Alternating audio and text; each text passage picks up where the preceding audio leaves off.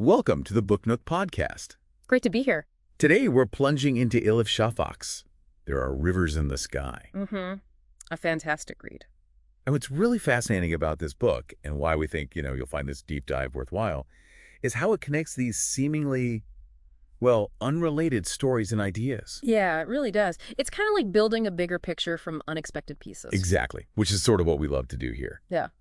And if you want to grab your own copy to follow along, there's a link right there in the description. So the first thing that just grabs you, I think, is Shafak's use of water. It's the central metaphor, really. Right. She apparently asked herself, could you build a whole novel around just a single drop?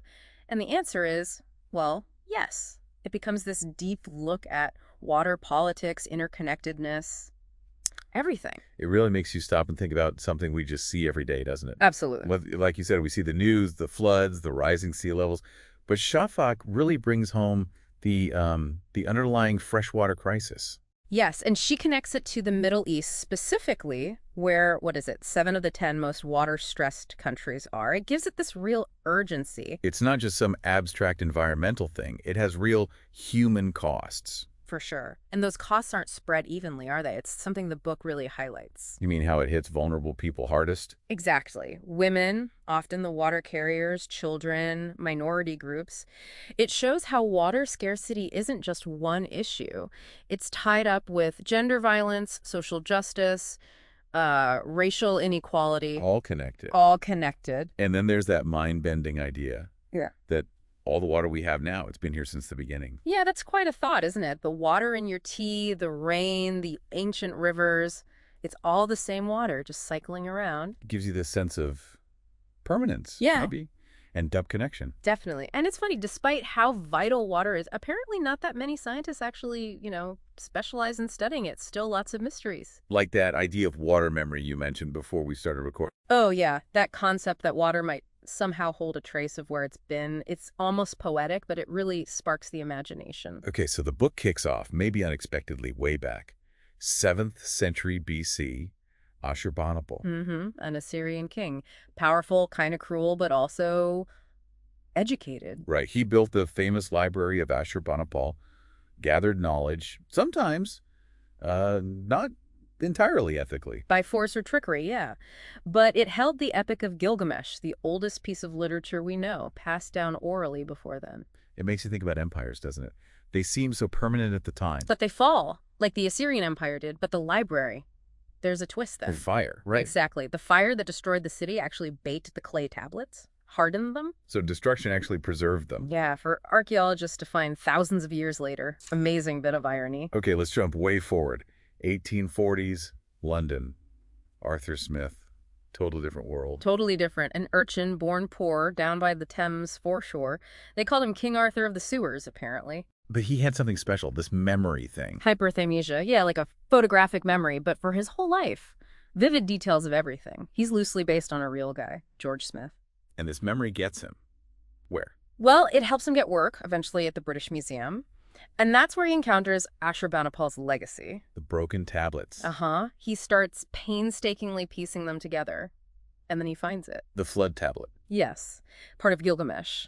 A flood story really similar to Noah's Ark, but crucially much, much older. That must have caused a huge stir in Victorian England. Oh, absolutely massive. Religion versus science, the origins of the Bible. It threw everything up in the air, a real shock to the system. George Smith, the real guy, actually died out in the Middle East looking for missing bits of the text later on. Incredible. Okay, pivot again. Closer to our time. 2014, near the Tigris River. Narin, yeah. A young Yazidi girl. Her community is marginalized, threatened by a dam project. She's losing her hearing, and her grandmother, who's a water dowser and storyteller, looks after her. And the Yazidis. They have such a tragic history of persecution. Terribly so. Shafak mentions, 72 massacres? And then, of course, the ISIS genocide in 2014. It's hard to even comprehend. Representing a community like that, with mostly oral traditions, that must have been a challenge for Shafak as a writer. And she details the calculated cruelty of ISIS.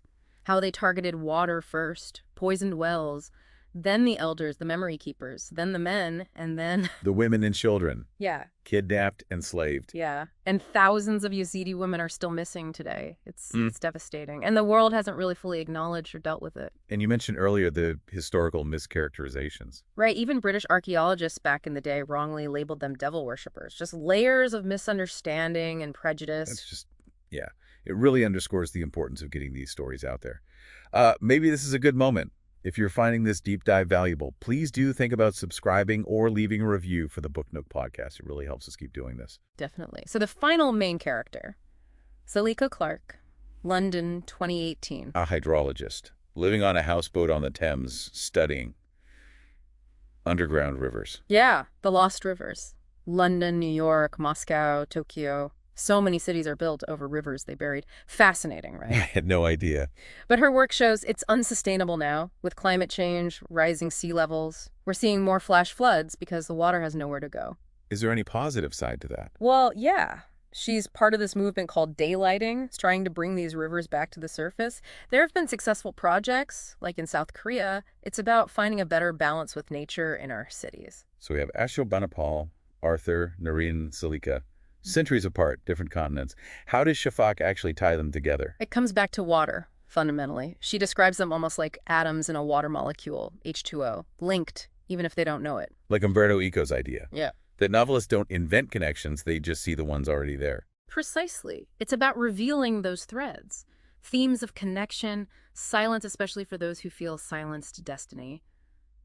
It all weaves together, bringing margins to the center. I also picked up on difficult parent relationships, abandonment or neglect seems to pop up. Yeah, that's definitely a recurring thread. But you also have the positive connection, like Nareen and her grandmother, the storyteller, which apparently mirrors Shafak's own relationship with her grandmother. And memory, how different generations deal with trauma, remember, or forget. Mm-hmm. And that critical link between the environment, water, and violence, conflict, persecution, it's unavoidable, both historically and today, with climate change impacts. Water gives life, but it also takes it. That duality. It's powerful, and it really forces us to look at our relationship with nature. Are you just consumers or part of this whole delicate thing? There's a hint of ecofeminism there, too, connecting all these different struggles. And memory keeping seems so vital throughout. Yeah. Understanding the past is key to not repeating it. Yeah. Think about who holds the memories in families, especially immigrant families. Often it's one person, right? And then later generations suddenly get curious about their heritage. And the physical objects, too. The clay tablets, those huge Lamassu sculptures in Western museums. Mm-hmm.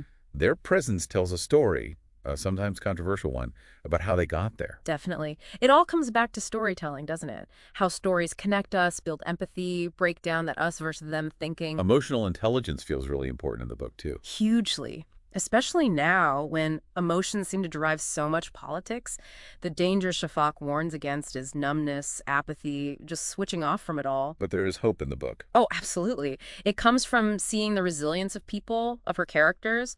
She seems to suggest we need 3 kinds of connection with each other, getting beyond being just isolated individuals with nature and with ourselves, our inner garden, as she puts it. And it's not just about knowing things, is it? It's about acknowledging them. That's a great way to put it. Acknowledgement implies a moral weight, doesn't it? Knowing something is one thing, but acknowledging it might actually push you to do something. Wow. Okay, so this deep dive into there are rivers in the sky. Yeah. It really does show how connected everything is, lives across time, places, all linked like that water cycle. Mm-hmm. We hope this exploration has given you some, useful insights into what's a very rich, very layered novel. Shafak really encourages you to look deeper, doesn't she? See those connections. She does. It's quite profound. Well, thank you for joining us on the Book Nook podcast for this journey. Remember, the link to get the book is in the description if you want to read it yourself. Yeah, we really hope this has sparked your curiosity. Maybe thinking about water's memory and all those hidden links. What unseen connections might be shaping your world right now? Something to ponder. Thank you for listening to the Book Nook podcast. Check the link in the description to get your copy of There Are Rivers in the Sky.